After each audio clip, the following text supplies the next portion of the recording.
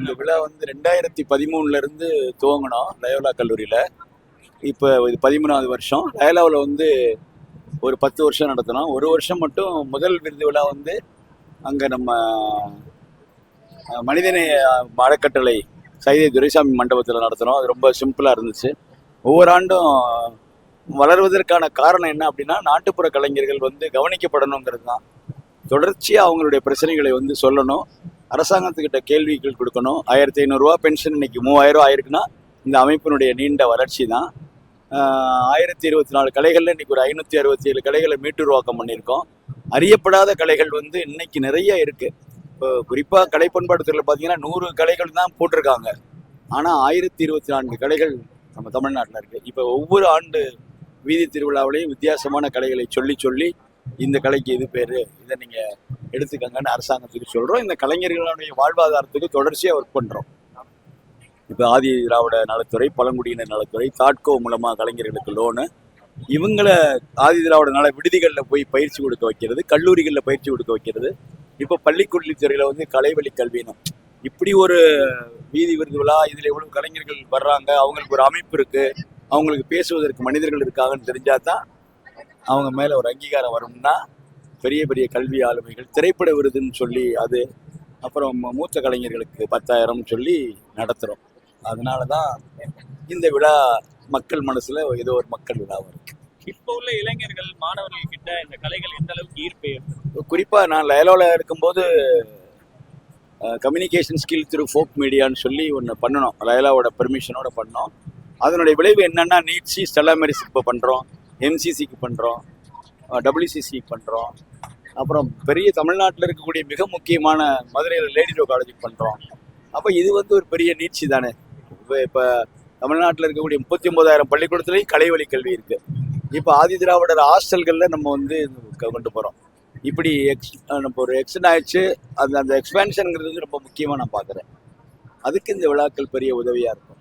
எல்லாரையும் கூப்பிடும்போது இவங்க சொல்லுவாங்க இல்லையா, ஆமாம் இது ஒரு முக்கியமான விழா அப்படின்னு சொல்லும்போது கற்றுக்கிறதுக்கும் ஆட்கள் வர்றாங்க. சண்டே நாங்கள் வந்து காட்டுப்பாக்கம் ஐயப்பன் தாங்கல்ல ஒரு ஸ்கூலில் வந்து ஒர்க் ஷாப் பண்ணுறோம். 200 மாணவர்கள் வந்து ஃப்ரீயாக பண்ணுறோம், மதிய உணவு கொடுத்து பண்ணுறோம். அதனால தான் இந்த விழா வந்து நடக்கிறது இடையில வந்து இப்போ 2-3 வருஷமா வரல. இப்போ வந்து ஆனால் வருஷம் நம்ம தெரிவிச்சோம் அழைப்பு கொடுப்பாங்க. இப்போ இங்கே இருந்தாலும் வந்துருமே வெளிநாடு போனால் வந்து வர முடியாத சூழ்நிலை இருக்குது. ஆமாம், அது பெரிய ஒரு விஷயம். ஆனால் வந்து இந்த மாற்றுக்கூட மையம் மூலமாக வந்து கலைஞர்களை வந்து இங்கே அறிமுகப்படுத்தி கலைஞர்களுக்கான ஒரு ஊக்கத்தொகை கொடுத்து ஒரு மேற்படுறது ரொம்ப சந்தோஷமாக இருக்குது, மகிழ்ச்சியாகவும் இருக்குது. அதே சமயத்தில் இவங்க வந்து கல்லூரிகளை படிக்க வச்சு மாணவர்கள் உருவாக்குறாங்க. படிப்பு தான் வந்து வெளிச்சம், அதையும் உருவாங்க. சந்தோஷமாக இருக்குது. அனைத்து கலைஞர்கள் வந்து அனைத்து கலைஞர்களுக்கு நன்றி சொல்லிக்கிறேன். நன்றி, வணக்கம். நீங்க பத்மஸ்ரீ வாங்குறது நாட்டுப்புற கலைஞர்கள் ரொம்ப பெருமை. இந்த மாதிரி நிறைய கலைஞர்களுக்கு இன்னும் அங்கீகாரம் கிடைக்கும் நினைக்கிறீங்க? ஆமாம், இது இப்போ வந்து மரபு கலையிலே வந்து பறைக்கு கடைசி பெரிய விஷயம். ஏன்னா பறை தான் வந்து மனிதர்கள் வாய் பேசுறதுக்கு முன்னாடி பேசப்பட்ட கருவி. ஆமாம், இத்தனை ஆண்டு காலத்தில் வந்து சுதந்திரம் கிடைச்ச கலைக்கல, இதுக்கு விடுதலை கிடைச்சிருச்சு. ஆமாம், இந்த விழாவை வந்து காளீஸ்வரன் ஐயா நல்லாவே முன்னெடுத்து நடத்தியிருக்காரு. அவரை பற்றி ஒரு சில வார்த்தை. ஆமாம், அவர் தான் சொல்கிறேன். மாற்றுக்கூட மையம் அவர் தானே படிக்க வைக்கிறாரு, அவர் தானே விழா நடத்துறாரு. அவர் தான் சொன்னேன். மாற்றுக்கூட மையம் ஐயா தான், ஒரு யாரும் கிடையாது. மாற்றுக்கூட மையம் காளீஸ்வரன் ஐயா தான்.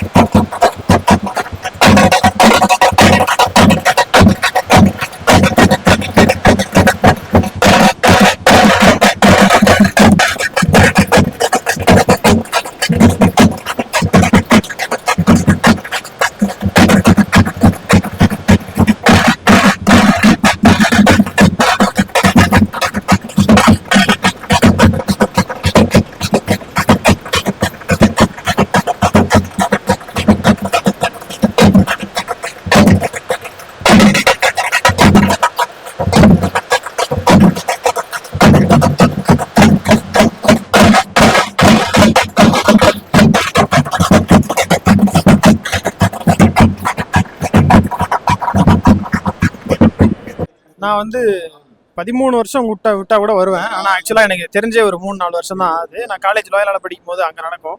ஸோ அதனால் அதுக்கு வருவேன். ரொம்ப சூப்பராக நடக்கும். இந்த ஊர்வலம்லாம் ரொம்ப ரொம்ப நல்லா இருக்கும். எல்லா மாவட்டத்துல இருந்தும் வந்து அதே ஒரு 1/2 மணி நேரம் 3/4 மணி நேரத்துக்கு மேலே அந்த ஊர்வலம் நடக்கும். ஸோ அதுவே நல்லா இருக்கும். ஸோ அதுக்காகவே வரலாம் வருஷம். ஸோ அதன் அடிப்படையில் தான் இந்த வருஷமும் வந்திருக்கேன். காளீஸ்வரன் ஐயா பத்தி பண்ணிட்டு இருக்காரு. இல்லை, அவர் எங்கேருந்து ஆரம்பிச்சாரு அப்படின்னு தெரியல. ஆனால் ரொம்ப உயரமான இடத்துல தான் முடிச்சிருக்காரு அப்படின்னு சொல்லணும். இது எல்லா மாவட்டத்தில் உள்ள எல்லா கலைஞர்களுக்கும் இவரை தெரியும். ஏன்னா அந்த அளவுக்கு அவங்களுக்கு உதவி பண்ணிட்டு இருக்காரு. அவங்களுக்காக நாள் ஃபுல்லாக உழைக்கிறாருன்னு சொல்லலாம். அவருக்கு உடம்பு முடியல. இப்போ ஒரு வாரத்துக்கு முன்னாடி கூட கொஞ்சம் ரொம்ப முடியல அவருக்கு. ஆனாலும் அவர் அதை பற்றிலாம் கவலைப்படாமல் இந்த விழாவுக்காக இத்தனை பேருக்காக உழைக்கிறார் இல்லையா? ஸோ அது ரொம்ப முக்கியம் நினைக்கிறேன். அது அவர் ரொம்ப சிறப்பாக பண்ணிருக்காரு. உலகத்தில் மனிதர்கள் சிறப்பானவர்கள். மனிதனால் முடியாது எது கிடையாது. மனிதனை மதிக்க வேண்டும். ஆல் இண்டியா ரேடியோ இல்லாத போது, டப்பால்காரர் இல்லாத போது, பேப்பர் இல்லாத போது, டிவி இல்லாத போது, ஃபோன் இல்லாத போது செய்தி தெரிவிச்சிருந்தது. ஏரி குட்டை கொளரகத்தால் தீப்பந்தம் கொளுத்துன்னு மேலே அடிச்சோம்னா மிருகமெல்லாம் ஓடும். பறிஞ்சான் பேசு பறிஞ்சான், பறை அறிஞ்சான், சொல்ல அறிஞ்சான். பறைக்கு ஜாதிக்கு சம்பந்தமே கிடையாது. வீரப்பறை, செய்திப்பறை, பாரப்பறை, கல்யாணப்பறை, சாவுப்பறை, திருவிழாப்பறை, பங்களாப்பறை, புலிவாசப்பறை, அமீனாப்பறை, ஒன்றிப்பறை, நகராட்சி பறை, முகரம் பறை, சிங்கப்பறை, புலிப்பறை, ஏனப்பறை, சிம்மாப்பறை. பறைக்கும் ஜாதிக்கும் சம்பந்தம் கிடையாது. ஆல் இண்டியா ரேடியோ இல்லாத போது, பேப்பர் இல்லாத போது, டிவி இல்லாத போது எல்லாம் செய்தி தெரிவிச்சிருந்து. சின்ன வயசுலேருந்து நான் இருக்குங்க. 10 வயசுலேருந்து எங்கள் அப்பா கூப்பிட்டு வந்துட்டாரு. 66 வயசு. குடியாத்தம். நான் வேலூர் மாவட்டம், 124 வீட்டு நம்பரு, கௌதம்பேட்டை, கஸ்பா, குடியாத்தம். நான் ஒரு 1000 பேர் கற்றுக் கொடுத்துருக்குறேன். பறை இசை, சிலம்பம் இதெல்லாம் ஏழ்மையாளர்களுக்கு சொல்லி கொடுத்துருக்கேன். காளீஸ்வரர் ஐயா நிறையா தெரியும், நிறையா செய்கிறாரு. ஏழ்மையானவங்களுக்கெல்லாம் நல்லது செய்கிறாரு. எல்லா இசையும் பொதுவாக நல்லது செய்கிறாரு மக்களுக்கு. மக்கள் இல்லாத எதுவும் செய்ய முடியாது. இருக்கிற வழியும் இறக்க போகிறவரையும் பிறக்க போகிறதில்ல. பணம் நாம் சம்பாதிக்கிறோம், பணம் நம்மளை சம்பாதிக்கிறோம். மனிதன் என்றைக்குமே நல்லா இருக்கணும். நான் சின்ன வயசுலேருந்து பறை இசை வாசிக்கிறேங்க. நிறையா பொது தொண்டு வச்சு செஞ்சுக்கிறேங்க.